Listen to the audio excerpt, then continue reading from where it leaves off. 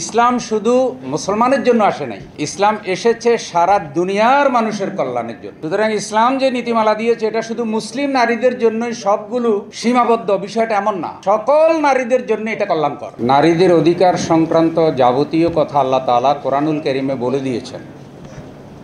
সুতরাং এটা নিয়ে নতুন করে কিছু বানাতে হবে, পশ্চিমাদের থেকে ধার করে আনতে হবে, এনে আবার নারী কমিশন, নারী অধিকার নামে এটা পেশ করতে হবে, এর কোনো প্রয়োজন নেই।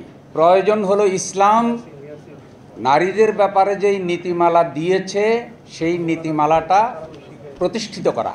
ইসলাম শুধু মুসলমানের জন্য আসে নাই, ইসলাম এসেছে সারা দুনিয়ার মানুষের কল্যাণের জন্য। সুতরাং ইসলাম যে নীতিমালা দিয়েছে এটা শুধু মুসলিম নারীদের জন্যই সবগুলো সীমাবদ্ধ, বিষয়টা এমন না, সকল নারীদের জন্য এটা কল্যাণকর।